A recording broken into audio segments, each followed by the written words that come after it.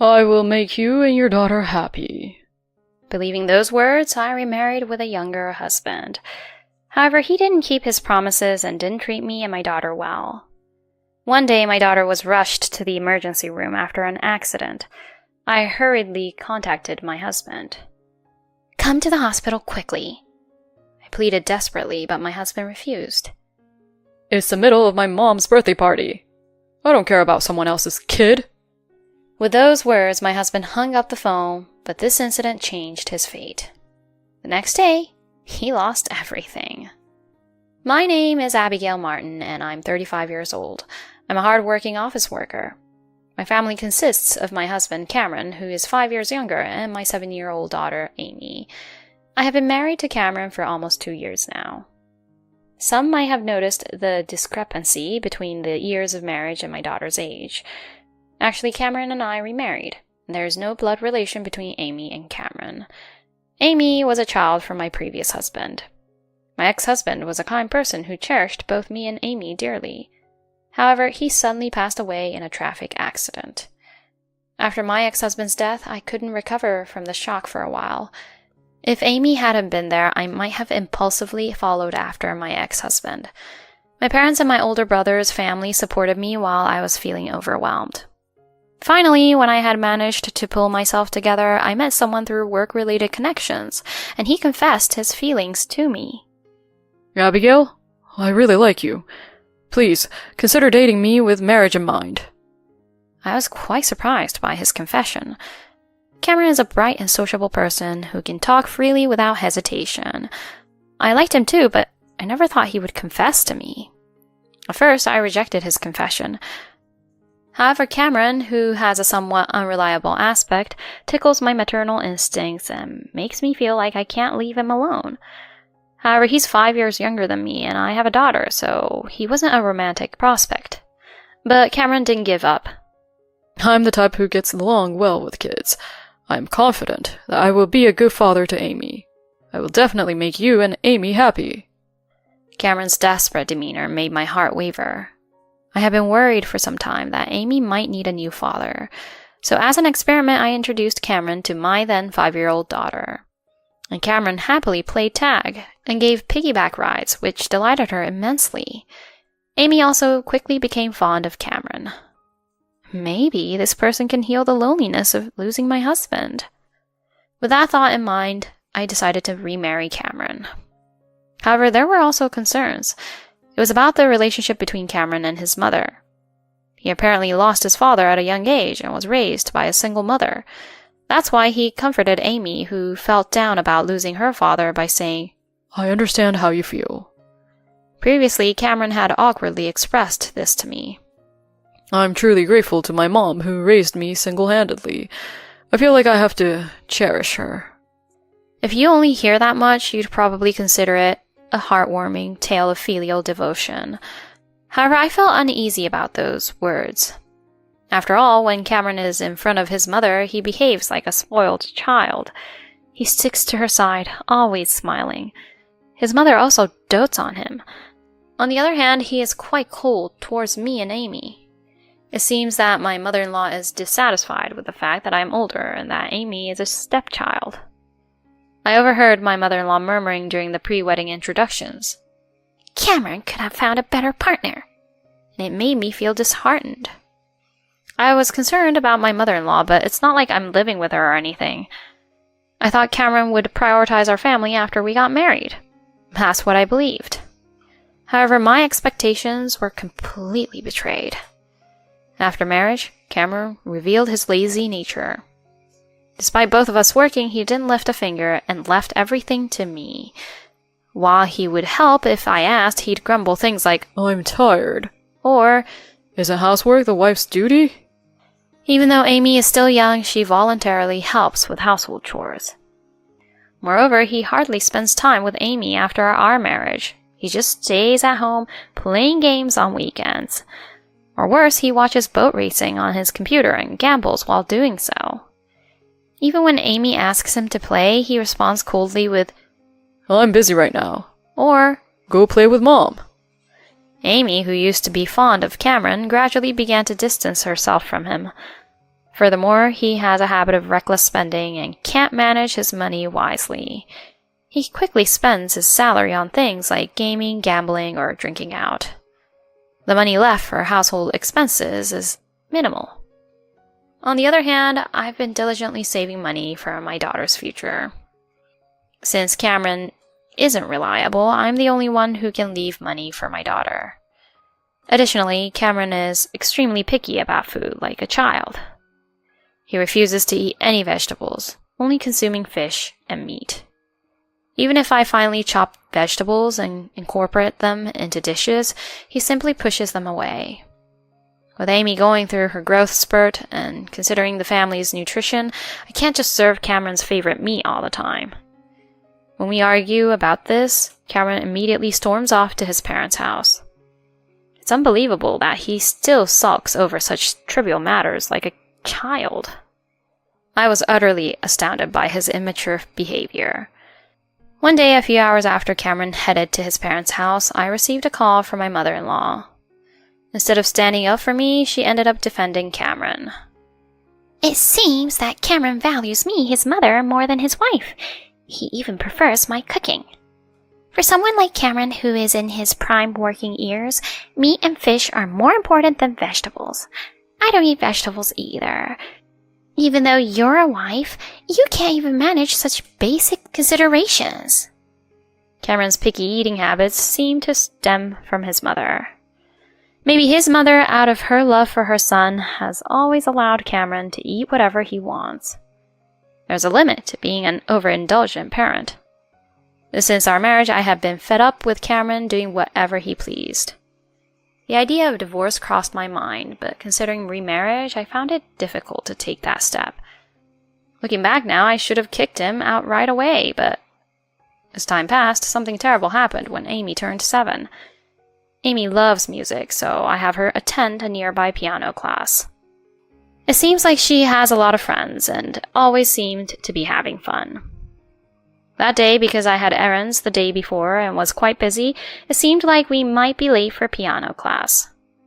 I had been tasked with urgent work by my boss, so I was frantically working at home. I usually walk to the class, but that wouldn't be fast enough. I don't have a car, but Cameron does. However, he refuses to let me drive his car, citing, "I'd be in trouble if the car got damaged." So I asked Cameron to drive our daughter to the class. However, he refused my request with a reluctant expression. "No, I don't wanna. It's a hassle. What's in it for me to take Amy to her piano class? Just because you don't go to one class doesn't mean they're going to make you quit right away. Just come up with some excuse and let her take a break." That's not it. It's not just about giving her a ride in the car. If it's too much trouble, then please let me borrow the car. I'll return it right away. There's no way I'm lending it. I'd be in trouble if my car, bought with my money, gets damaged. Besides, today's my mom's birthday. I'm busy because I'm going to join her now. In that case, wouldn't it be fine to take Amy to her piano class in the car first? There's no time limit for celebrating your mother's birthday. I want to go to my parents' house quickly and be the first to celebrate my mom's birthday. I didn't buy that car to chauffeur someone else's kid. The way he referred to Amy as someone else's kid really got to me. Even though he married me, saying he would become Amy's father when it's inconvenient for him, he treats Amy like a stranger. Cameron and I have been going back and forth for a while. Amy, noticing the tension escalating between us, seemed to sense the impending argument and intervened to stop us from turning it into a full-blown marital dispute. Mom, it's okay. I'll run there, so please, don't fight with Dad. Seeing Amy's troubled expression, I was taken aback. We shouldn't argue in front of the children. I felt bad for her upbringing, and most of all, I felt sorry for Amy's concern for us. Cameron just snorted and quickly left, saying, "Well, if she's saying that, it should be fine." He really is an aggravating man. I hesitated about whether it was okay to let Amy go alone, but the road she always walks on has very little traffic. I understand. Have a safe trip. With that, I sent Amy on her way. Somewhere deep inside, I had a bad feeling, and unfortunately, that feeling came true. About 20 minutes later, just when my work had reached a stopping point, I received a call from the police. I hurriedly answered the phone, only to hear that there had been a traffic accident. Rushing to the scene, I arrived just as my daughter was being loaded into the ambulance. Checking on Amy, I found her pale-faced and barely conscious. Amy, stay strong. Don't leave Mama behind. Don't leave. I held my daughter's hand and desperately called out to her, but there was no response from her. My ex-husband had also been in a car accident. Now my daughter too. It's like a nightmare. I got into the ambulance and headed to the nearby hospital with the paramedics. I tried contacting Cameron, but there was no reply. Unable to wait, I called my parents and my brother and his wife, and they all rushed to the hospital immediately. According to the doctor, my daughter had hit her head and was unconscious, and the situation was critical. The image of my late ex-husband who died in a car accident flashed through my mind. I felt like I was going to collapse right then and there if my brother hadn't supported me. Finally, I managed to get through to Cameron on the phone. Hey, what do you think you're doing? You keep calling over and over again, it's annoying. My husband yelled at me for that, but I didn't have time to care about it. Please, hurry and come to the hospital. Amy was in a car accident. We're at a hospital near our house. I pleaded desperately with Cameron, but what came out of his mouth were unbelievably cruel words. Huh? Are you calling me for such a stupid reason? Don't mess with me. What's with that attitude? Amy is in a dangerous situation right now. So what? I'm in the middle of my mom's birthday party right now. I'm about to give her presents. I don't care about other people's kids. Figure it out on your own over there. Without waiting for my response, Cameron hung up the phone. My husband's abusive language left me dumbfounded. I always thought he was a jerk, but to completely dismiss Amy's life as unimportant? That guy. I'll never forgive him.